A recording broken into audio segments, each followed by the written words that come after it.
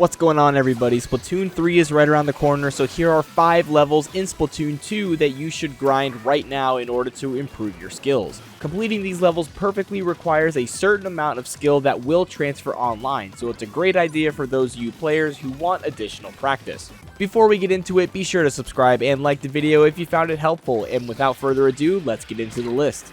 The first level you should grind is JO2 Matchmaster Station with the Rapid Blaster Pro. Many players who face this level shuddered in fear over how difficult it is to complete with the Rapid Blaster. So what better way to prove your worth than to try it right now? When I say you should be grinding this level, I mean you should do it the right way. Grab yourself a timer or a stopwatch and time how long it takes you to beat the level. The best players can clear all of the boxes in about a minute, and it takes a lot of aiming skill to get that fast. This level teaches you a lot about crosshair placement and the explosion radius of the Rapid Blaster Pro, so if you can complete this level quickly, you will have no problem taking these skills online. I have already posted a whole tutorial explaining exactly how to beat it and how the mechanics work for breaking the boxes, so if you want to try it out, I recommend starting there. The next level you should grind is the World 4 boss in Octo Canyon. The Octo Shower requires extremely precise aim with the charger in order to beat this level as fast as possible. I used to be horrible at this boss when I first started speedrunning. I would constantly miss the cycles and lose 10 seconds every phase trying to chase him down. However, with 4 perfect shots you can knock him out before he even finishes his first dash. After I grinded this boss over and over again, I actually became a god at the charger weapons. Since this boss requires you to time your shots perfectly and has absolutely no leeway for a missed shot, you cannot afford to have bad aim. I would highly recommend grinding this level until you can get all 3 phases consistently without having him run away. If you can do that, you will be on your way to being that Japanese X-rank charger main who can get splats by just looking at you. Third level on the list is FO6.O Station. You may think this level is easy because of the cheese that you can do. Well, yeah, you can just hide the whole time, or you can jump on a pillar to avoid the enemies, but that doesn't teach you anything. Jump into this level with the Hydra and try to clear every enemy head to head without using any cheese strategies.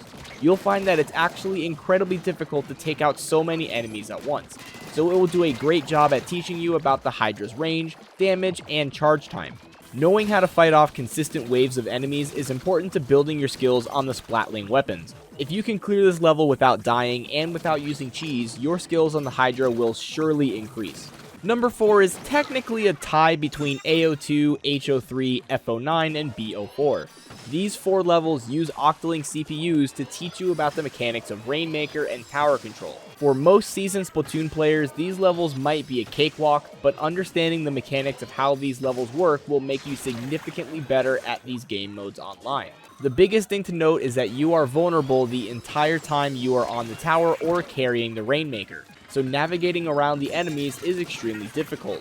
Since I speedrun the game, I have simply memorized where all the opponents spawn, but I recommend actually fighting as if it's a real lobby. Doing so will prepare you for how to defend yourself and stay safe even while you're pushing the objective. Before we get into the last one, I'd like to mention that while it is boring, the firing range is an amazing place to practice. There are a ton of drills you can look up on YouTube for each weapon, so you can practice things like flicks, aiming, jump shots, wall shots, strafing, and quickly changing targets. Also, some of the more difficult levels in the game are not featured in this video for a reason. Levels like Girl Power aren't that useful to teach you how to play the game because the Octolings aren't fighting you normally. Also, you can just memorize where they spawn and make it much easier, so that doesn't help much in the long run. Finally, the best level to grind in order to sharpen your skills is Inner Agent 3. Some of you might have saw this coming, but I love Inner Agent 3 as a fight. I've always described it as a get good boss fight. You literally cannot beat him unless you are good at aiming, strafing, and managing your ink. It teaches you all of the important combat mechanics, and even though you can gimmick his patterns, it will never be so predictable that you can do it 100% of the time. I've beaten Inner Agent 3 hundreds of times, and I still fail pretty often. So even if you get to like 90% consistency, you have proven that you can handle yourself with the shooter weapon. That is it for today's video. I've always been big on trying to gamify practice to make it more fun. So using the Octo expansion and hero mode levels to my advantage really helped me grow as a player. Thank you for watching and have a nice day.